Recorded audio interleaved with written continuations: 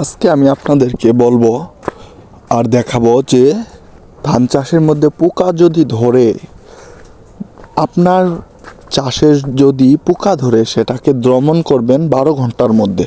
কিভাবে 12 ঘন্টার মধ্যে দমন করবেন সেটাই কিন্তু আজকে আপনাদেরকে আমি দেখাবো। সো দেরি আর না করে সেটাই কিন্তু দেখাবো। দেখুন, আমি এখন বলবো, দেখুন মনোযোগ সহকারে শুনবেন। সিনজেন্টা এই কোম্পানির পোকা মারার বিষ দিবেন। দোকানদারকে গিয়ে বললে, বিষের দোকানদারকে গিয়ে বললে, কৃষক যারা আছেন কৃষকরা গিয়ে বললে দোকানিরা দিয়ে দিবে। যে পোকা মারার বিষ কোনটা তারাই দিয়ে দিবে। আর একটু ভাঙিয়ে বলবেন, তাদেরকে স্পষ্টভাবে বুঝিয়ে বলবেন যে আমার ফসলের মধ্যে এরকম পোকা ধরেছে কিংবা এরকম হচ্ছে। খুব ভালোভাবে গিয়ে একটু তাদেরকে বুঝাবেন।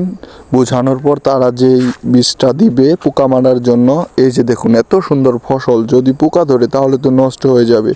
এত সুন্দর ফসলের মধ্যে যদি পোকা ধরে তখন একটি কৃষকের কষ্টকর হয়ে যায় যে আমার এত সুন্দর ফসলের ভিতরে পোকা ধরছে। আসলে তখন তো একটু কষ্ট লাগারই কথা, কারণ হচ্ছে একটি ফসল ফলাতে একটি কৃষকের প্রচুর পরিমাণে কষ্ট হয়, প্রচুর পরিমাণে পরিশ্রম হয়।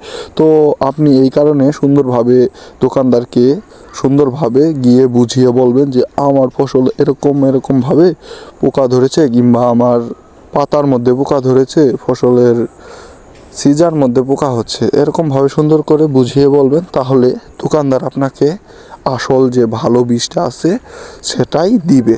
তারপর কি হবে, আপনার ভালোভাবে ব্যবহার করতে হবে, সেটা আপনার ফসলের মধ্যে সুন্দর করে ব্যবহার করতে হবে। সঠিক নিয়ম অনুযায়ী যদি ব্যবহার করেন তাহলে অবশ্যই পোকা কিন্তু 12 ঘন্টার মধ্যে দমন হবে। আসলে আশা করি বুঝতে পারছেন, যদিও দোকানদারকে গিয়ে আগে ভালোভাবে বলতে হবে।